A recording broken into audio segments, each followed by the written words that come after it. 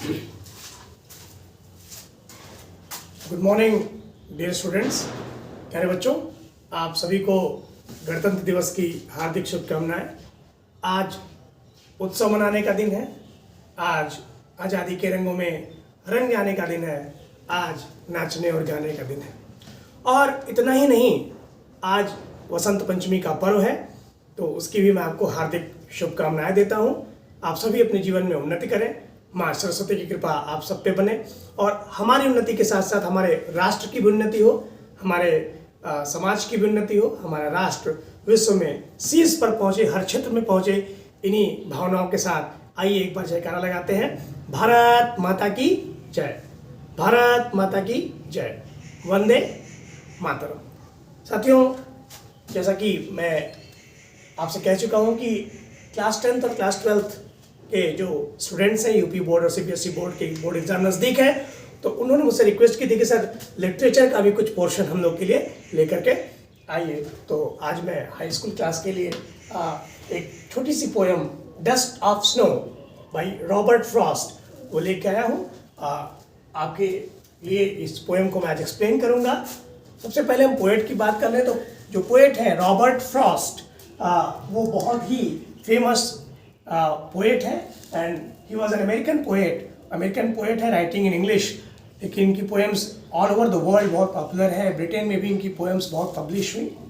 और ये जो पोएम है ना, the poem Dust of snow, ये पोएम बहुत शॉर्ट है, छोटे छोटे 2 पैराग्राफ से। आप लोग तो पोएम याद भी कर लीजिएगा, क्योंकि एग्जाम में पोएम लिखने के लिए भी आता है, या तो सेंट्रल आइडिया है तो पोएम की लाइन्स लिखने को आता है।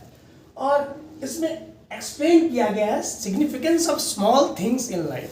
हम जीवन में छोटी छोटी बातों को इग्नोर कर देते हैं, नहीं ध्यान देते, बट रियलिटी ये है कि जो छोटी छोटी स्मॉल थिंग्स है ना, उनका बहुत लार्ज सिग्निफिकेंस होता है लाइफ में। और नेचर का तो रोल बहुत ही क्रिएटिव होता है, बहुत ही इंपॉर्टेंट होता है हम सबके लाइफ में। तो this poem is going to explain that idea and difficult words आपके लिए यहाँ लिख दिए मैंने।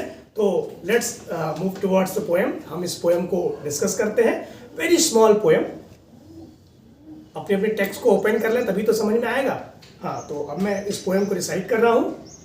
The way a crow shook down on me the dust of snow from a hemlock tree. The way a crow shook down on me the dust of snow from a hemlock tree.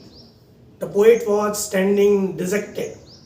The poet was not feeling very happy and recharged. जो poet ना, वो बहुत ही negative thought में थे, बहुत ही उदास से महसूस कर रहे थे, बहुत चुपचाप से खड़े थे। और तभी क्या हुआ? द वे अ क्रो, एक क्रो ने, एक क्रो मीन्स कौवा, हाँ, एक कौवे ने शुक down on me the dust of snow, जो अपने पंखों को हिलाया होगा ना, तो बर्फ के कुछ टुकड़े डस्ट ऑफ स्नो पोएट के ऊपर आके जब गिरे। From a hemlock tree, the crow was sitting on a hemlock tree, and from there he shook down, and because of that, dust of snow come on the poet, you can say body. तो जब poet के शरीर पे dust of snow आती है और एक कौवे के द्वारा जिसने अपने पंख को हिलाया, वो बर्फ आके गिरती है पोएट के ऊपर। वो किसी थॉट में खोया हुआ था, he was lost in thought, he was feeling dejected। अचानक क्या होता है? हैज गिवन माई हार्ट, अचानक से उसका मूड चेंज हो जाता है। Has given my heart A change of mood. एक छोटी सी घटना, एक छोटी सी बात ने क्या किया? Bring change of mood. Poet का पूरा मूड बदल जाता है, चेंज हो जाता है, and save some part of day. और उस वजह से, बिकॉज ऑफ दैट, उसका जो पूरा दिन है ना, वो सुधर जाता है।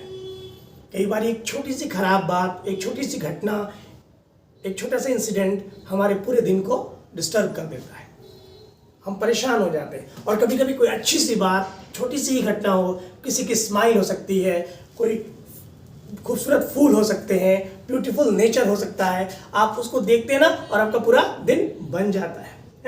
Of day I have rude, जो दिन र्यूड था, बेकार होने वाला था, उस दिन को सजा दिया और संवार दिया एक ब्यूटीफुल मोमेंट ने, एक छोटे से पल ने। और इसीलिए हम कहते हैं ना कि जब भी आप किसी से मिलिए तो आप उसको आप क्या करते हैं, अच्छे के लिए बोलते हैं, गुड मॉर्निंग बोलते हैं, कुछ अच्छे विशेस देते हैं, अच्छी स्माइल देते हैं, क्योंकि हम सभी एक दूसरे की लाइफ में हैं तो बहुत small, but we play a very significant role.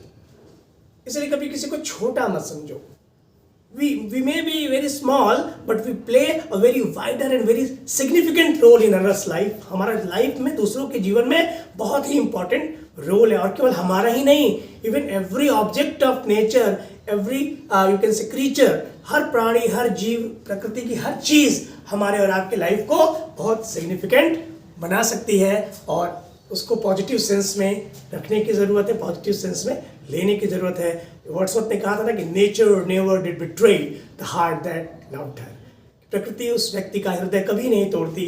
अगर आप प्रकृति से प्रेम करते हैं तो अपने आसपास की प्रकृति में, समाज में पॉजिटिव वाइब्स लेके आइए, पॉजिटिव एनर्जी लेके आइए, पॉजिटिव थॉट्स लेके आइए, नेगेटिविटी से दूर रहिए, क्योंकि आपका एक छोटा सा पॉजिटिव एफर्ट, पॉजिटिव वर्क दूसरों की लाइफ में बहुत सिग्निफिकेंट चेंज ला सकता है। तो बी सिग्निफिकेंट टू अदर्स। छोटा होना बड़ी बात नहीं, सिग्निफिकेंट होना ज़्यादा बड़ी बात है। तो try to be significant in others life, that what the poem want to suggest you. यही पोएम आपको समझाती है। और मुझे उम्मीद है कि आप इस पोएम का मैसेज लेके अपनी लाइफ में भी जाएंगे और एग्जाम के लिए भी इसको तैयार करेंगे। इस पोएम की लाइन्स को भी आप अच्छे से रिसाइट कर लेंगे, याद कर लेंगे एग्जाम के लिए, और साथ ही साथ आप जो है इसके सेंट्रल आइडिया को भी तैयार करेंगे। अगले वीडियोस में सेंट्रल आइडिया कैसे लिखा जाए और कुछ इंपॉर्टेंट थिंग्स के साथ मैं आपके बीच में आऊँगा। तब तक के लिए नमस्कार।